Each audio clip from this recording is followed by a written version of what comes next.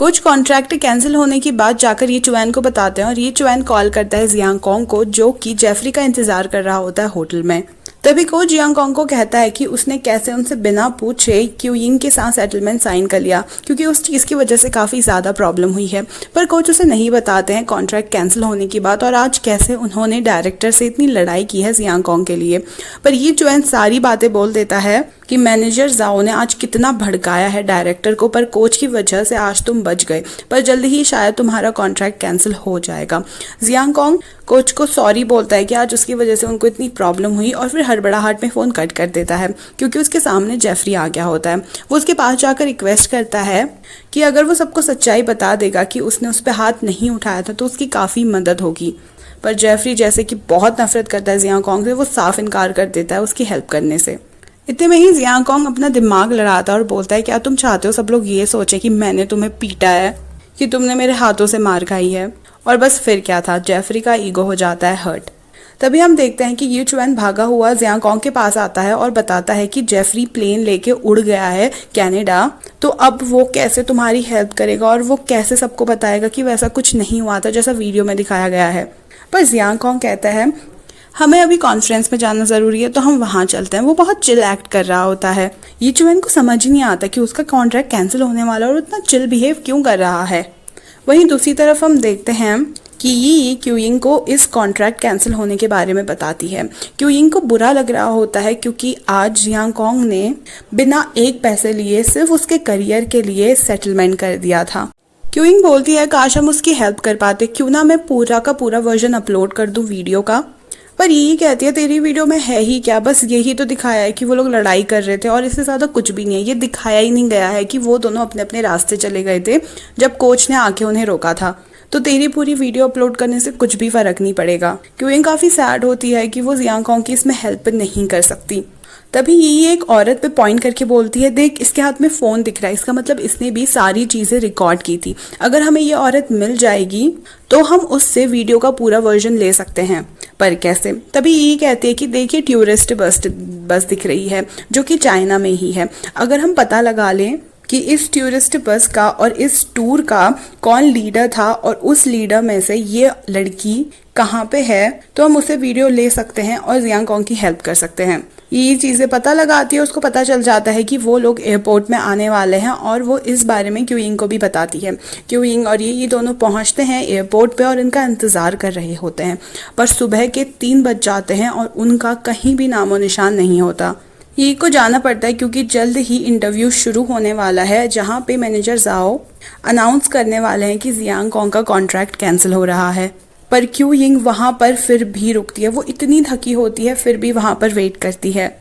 वहीं इधर यीयू पहुँच जाती है उस लोकेशन पे और अपने चैनल के लिए सारी चीज़ें शूट करने लग जाती है। वहीं हम मैनेजर जाओ को भी देखते हैं जो बहुत खुश हो रहा होता है। उसने कैंसिलेशन के पेपर भी तैयार कर दिए होते हैं कि फाइनली जियांग कोंग उसकी टीम से बाहर हो जाएगा और उसके इच्छा के मुताबिक बिग सी उसकी टीम पे आ जाएगा और लीडर बन जाएगा, जिसकी पॉपुलैरिटी से वो बहुत सारे पैसे कमाएगा। तभी हम देखते हैं कि क्यू यिंग की आंख लग जाती है और वो सो जाती है और उसके सामने से ही पूरा का पूरा टूर का क्रू बाहर निकल जाता है। जैसे ही उसकी आंख खुलती है वो उन्हें गेट से बाहर जाते हुए देखती है और भाग भाग के उनका पीछा करती है। उनमें से ही कुछ लोगों से पूछकर उसे पता चलता है कि उस टूर की लीडर दरअसल पार्किंग लॉट पे खड़ी है। वो वहां भाग कर जाती है और वहां पे भी उसे वो लीडर नहीं दिखती, उसे कुछ और लोग दिखते हैं। उन लोगों से भी वो पूछती है तो वो बताते हैं कि वो उस कार के पास जा रही है। जैसे ही वो भाग भाग के उस लीडर के पास जाती है उसके सामने से एक कार आ रही होती है और वो मरते मरते बचती है। तभी उस कार की ड्राइवर बाहर आके उससे पूछती है कि वो ठीक है या नहीं, और जब क्यू यिंग उसका चेहरा देखती है ये वही औरत होती है जिसने वो वीडियो रिकॉर्ड की थी। तो फाइनली उसे जियांग कोंग को बचाने का तरीका मिल ही जाता है। पर इधर टाइम निकलता जा रहा है। मैनेजर जाओ बस अनाउंस करने ही वाले हैं कि जियांग कोंग का कॉन्ट्रैक्ट कैंसिल हो रहा है। पर इतने में ही ये बोल पड़ती है और कहती है कि मेरे पास एक वीडियो है जिसमें साफ साफ दिखाया गया है कि जियांग कोंग ने किसी पे भी हाथ नहीं उठाया है। अब सारे रिपोर्टर क्यूरियस हो जाते हैं और ये उन सब लोगों को वो वीडियो दिखा देती है। रिपोर्टर्स कहते हैं कि वीडियो उतनी क्लियर नहीं है पर फिर भी हम देख सकते हैं कि जियांग कोंग ने तो कुछ किया ही नहीं है। लड़ाई के बाद तो दोनों अपने अपने रास्ते जा चुके हैं। अब रिपोर्टर मैनेजर जाओ से क्वेश्चन करने लग जाते हैं कि क्या सच में जियांग कॉन्ग दोषी नहीं है और ये सारी चीज़ें प्लान की गई थी। मैनेजर जाओ कहते हैं कि हमारी कंपनी असॉल्ट के खिलाफ है, अगर हमारा प्लेयर में से कोई भी किसी और पे हाथ उठाएगा तो वो पक्का हमारी कंपनी से कैंसिल हो जाएगा। और ये वीडियो तो साफ साफ है भी नहीं, इसमें तो कुछ पता ही नहीं चल रहा है कि जियांग कॉन्ग गुनहगार नहीं है। इतने में ही दूसरी तरफ से आवाज आती है जियांग कॉन्ग की और वो बोलता है कि मैं बताऊंगा कि सच क्या है। अब सारे रिपोर्टर्स उससे फिर से सवाल पूछने लग जाते हैं कि आपने उन पे हाथ क्यों उठाया, कि क्या ये सारी न्यूज़ सच है, क्या वो वीडियो सच थी। तभी जियांग कॉन्ग बताने लगता है कि ये जो वीडियो इस रिपोर्टर के पास है यानी यी के पास है वो बिल्कुल सच वीडियो है। पर अगर आपको फिर भी इस पे यकीन नहीं हो रहा है तो अगर जेफरी खुद अपने मुंह से आपको बताएगा कि हमारे बीच में ऐसा कुछ नहीं हुआ तब तो आप यकीन करेंगे। मैनेजर जाओ कहता है पर जेफरी तो अपने घर में है कनाडा में, वो कैसे बताएगा। जियांग कॉन्ग कहता है मैनेजर जाओ आप किस सदी में जी रहे हो, अब हमारे पास टेक्नोलॉजी है। तभी वो पेन ड्राइव दिखाते हुए कहता है कि ये है मेरे पास सबूत। और फिर हम स्क्रीन पे देखते हैं कि जेफरी सबको बता रहा है कि तुम लोगों ने सोच भी कैसे लिया कि जियांग कॉन्ग जैसा लड़का मुझ पे हाथ उठाएगा और मुझे मार सकता है।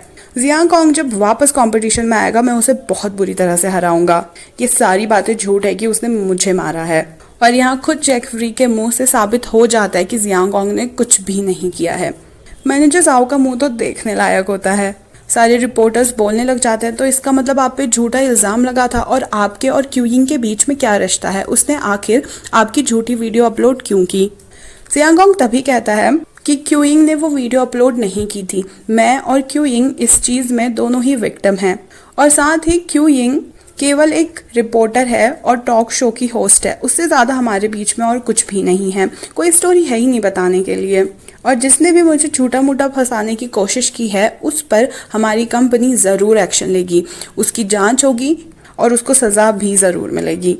और मैनेजर जाओ को मजबूरन अनाउंस करना पड़ता है कि हम हमारे प्लेयर के साथ कभी गलत नहीं होते दे सकते हैं, तो इसलिए जियांग कॉन्ग का कॉन्ट्रैक्ट कैंसिल नहीं होगा। आखिर जियांग कॉन्ग है ही इतना अच्छा प्लेयर, हमारी टीम उसे कैसे खो सकती है। और बस फिर क्या था, जियांग कॉन्ग अपनी टीम के साथ बहुत खुशी खुशी वहाँ से चले जाता है। और ये भी बाहर आकर क्यूइंग को वीडियो कॉल में बताती है कि उसकी वीडियो एकदम ठीक टाइम पे आई और कैसे जियांग कॉन्ग ने भी एविडेंस कलेक्ट किया था जिसकी वजह से वो अब रिटायर या उसका कॉन्ट्रैक्ट कैंसिल नहीं हो रहा है। पर बेचारी क्यूइंग इतनी थकी होती कि वो कहती है मैं एयरपोर्ट में ही सो रही हूँ और वो वहीं पे सो जाती है। जब ये जा रही होती है तो पीछे से जियांग कॉन्ग और यी चुएन आते हैं और जियांग कॉन्ग उसे थैंक यू बोलता है वो वीडियो को लाने के लिए।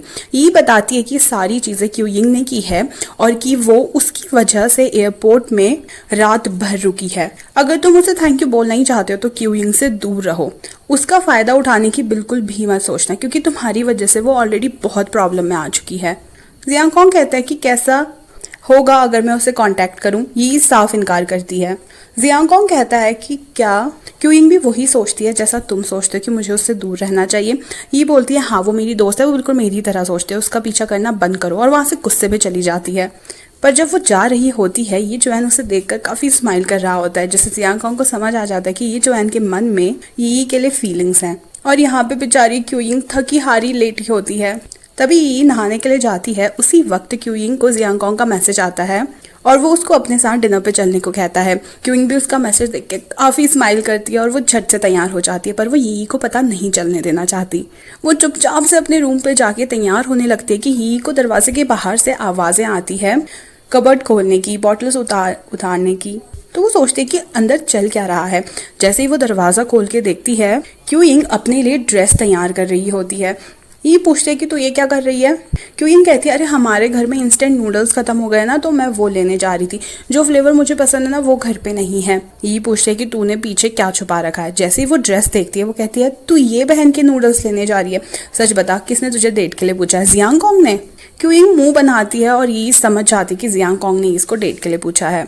ये उसे समझाती है कि जियांग कॉन्ग अच्छा लड़का नहीं है, तो उसकी वजह से ऑलरेडी बहुत प्रॉब्लम में आ चुकी है और वो केवल तेरा फायदा उठा रहा है। पर क्यूइंग कहती है कि हम दोनों केवल दोस्त हैं यार, हम दोनों के बीच में ऐसा कुछ भी नहीं चल रहा और कि उसको सच में जाने का मन है।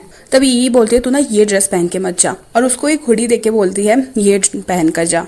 तू सर से लेकर पाँव तक का ना बिल्कुल ढकी होनी चाहिए ताकि उसको कोई भी रॉन्ग सिग्नल ना मिले और वो कुछ भी ना कर पाए तेरे साथ। और क्यूइंग बेचारी सच में वही चीज़ पहनकर पहुंचती है वहाँ पे। मैं इतना हैंडसम बन के आया हूँ और तुम ऐसी बन के आई हो। क्यूइंग कहती है मैं फिर भी तुमसे काफी ज्यादा अच्छी लग रही हूँ। और वो लोग फाइनली डिनर करने साथ में बैठते हैं। सबसे पहले जियांगकोंग माफी मांगता है कि उसने जो कुछ भी कहा था गेमिंग शो के बाद, और खास करके उसने उसकी माँ का नेकलेस बिगाड़ दिया था। क्यूइंग कहती है कि पर तुम्हें कैसे पता चला कि वो मेरी माँ का नेकलेस था। जियांगकोंग कहता है कि जब तुमने बहुत ड्रिंक कर ली थी ना, तुम मुझे अपनी मम्मी की तरह ट्रीट करी थी, तुम मुझे अपनी मम्मी समझ रही थी। क्यूइंग थोड़ी बहुत शर्मिंदा हो जाती है यहाँ पे, और फिर वो भी माफी मांगती है कि कैसे वो झूठ बोल के उसकी कार में बैठी थी वैंकूवर में, और साथ ही उसने केवल अपने फायदे के लिए वो गेमिंग शो ज्वाइन किया था। वो ये भी बोलती है कि जियांगकोंग ने उसे जो भी कुछ कहा उस समय तो उसे बुरा लगा, पर उससे उसको सीख ही मिली है। जियांगकोंग तभी कहता है तो अब हम बराबर हैं, अब मैं तुम्हारे लिए गिफ्ट भी लेकर आया हूँ। जब वो उस नोटबुक को खोल के देखती है तो उस पर बहुत सारे नोट्स होते हैं।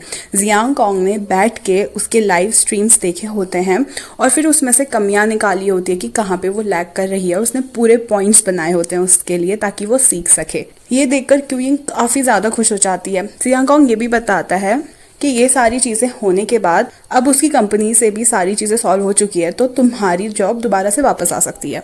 पर क्यूइंग कहती है कि अब मुझे वो जॉब नहीं करनी, मुझे खुद का कुछ करना है, मुझे किसी कंपनी पे डिपेंड नहीं होना है। जियांगकोंग उसे एडवाइस देता है कि क्यों ना वो कमेंट्री स्टार्ट करे, क्योंकि इस फील्ड में फीमेल कमेंटर काफ़ी कम है, और अगर वो अच्छे से सारी चीज़ें सीख लेगी तो वो कमेंट्री बहुत अच्छी कर सकती है। पर यहाँ पे यी चुएन को लेकर वहाँ पे पहुंच चुकी होती है उन पे जासूसी करने के लिए। वो बिल्कुल उनके बगल वाली टेबल पे बैठ के उनकी बातें सुनने लग जाते हैं। तभी वहाँ पे वेटर उनके लिए बहुत सारा खाना लेकर आता है जो उन्होंने ऑर्डर भी नहीं किया था, पर खाना सामने देखकर यी चुएन उस सारे खाने को खाने लग जाता है। क्यूइंग जियांगकोंग की बातें सुन के उसे माफ कर देती है, पर ये सुन के बहुत गुस्सा होती है कि क्यूइंग उसे माफ कैसे कर सकती है, इतना बुरा इंसान है। इतने में ही जियांगकोंग की टेबल के पास आता है वेटर और बिल के लिए बोलता है। जियांगकोंग कहता है कि मेरा और जो बगल वाली टेबल है उन दोनों का बिल ये पे करेगा।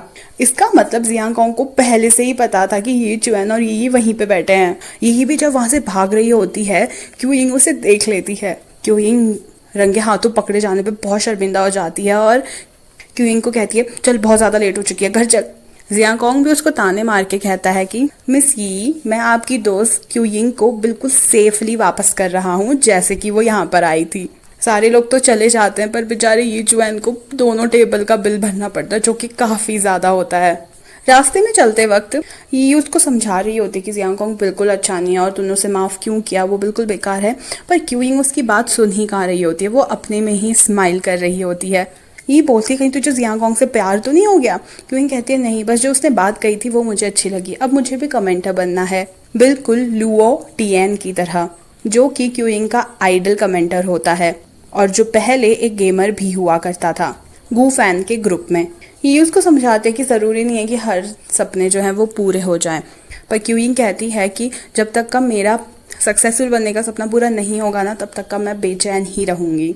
दूसरे दिन ही जब अपने ऑफिस पहुंचती है तो वहाँ पे बहुत सारी चीज़ें हो रही होती हैं। वो अपने बॉस से पूछती है तो बॉस उसको डांटने लग जाता है और उसको आर्टिकल दिखाता है और कहता है कि तुम ट्रेंडिंग पे चल रही हो। दरअसल जो चीज़ यी ने सारी प्रेस कॉन्फ्रेंस के सामने की और सच्चाई सामने लेकर आई वो काफ़ी फेमस हो गई होती है कि उसके नाम का आर्टिकल आया होता है कि एक ब्रेव जर्नलिस्ट ने एक बहुत बड़े सच का पर्दाफाश किया है। ये देख के यी काफ़ी खुश होती है। उसका बॉस उसको एक होर्डिंग भी दिखाता है जो कि लेजेंड्स की तरफ से आई होती है, जिसमें लेजेंड्स ने यी को थैंक यू बोला होता है। अब ये सारी चीज़ें खुश होने की होती हैं, पर उसका बॉस इतना नाराज़ क्यों होता है। उसका बॉस कहने लगता है कि तुम्हारी वजह से हमारा न्यूज़पेपर और हमारी कंपनी इतनी फेमस हो गई है कि अब हमें काम करना होगा, अब हम दूसरों के आर्टिकल कॉपी नहीं कर सकते, हमें खुद मेहनत करनी होगी, साथ ही हमें बहुत सारे इंटरव्यूज़ भी लेने होंगे। आज तक का जो मैं मज़े से बैठ के अपनी कॉफ़ी पीता था और अपनी बुक पढ़ता था वो मैं नहीं पढ़ पाऊंगा, हम सबको तुम्हारी वजह से काम करना होगा। ये को इतनी बड़ी अचीवमेंट मिली होती है, पर फिर भी वो अपने बॉस के डांटने से बहुत दुखी हो जाती है। तभी उसका बॉस कहता है कि मैं तुम्हें पनिशमेंट देता हूँ, तुम GDV बिल्डिंग में जाकर वहाँ पे एक इंटरव्यू लेना है, उसका इंटरव्यू लेकर आओ। और ये सोचती है ये कैसा ज़माना आ गया है, इतना सारा अच्छा काम करने के बाद भी मुझे पनिशमेंट मिल रही है। ये जब फाइनली उस बिल्डिंग में पहुंच जाती है वो अपने क्वेश्चंस के पेपर्स तो घर में ही भुलाई होती है और उसकी हेल्प करने के लिए वहाँ पे क्यूइंग वो पेपर्स लेके पहुँचती है। जब क्यू यिंग उसे पेपर्स देने जा रही होती है, उसको कमेंटर सेक्शन मिलता है जहाँ पे लियो टियान बैठ के कमेंट्री करता है। वो वहाँ पे सेल्फी लेती है और फिर कमेंट्री की प्रैक्टिस करने लगती है कि इतने में ही लियो टियान पीछे से आता है और उसे डांटने लग जाता है कि एक इंटर्न यहाँ पे आके प्रैक्टिस क्यों कर रही है। क्यू यिंग कहती है नहीं मैं इंटर्न नहीं हूँ और वहाँ से भाग जाती है।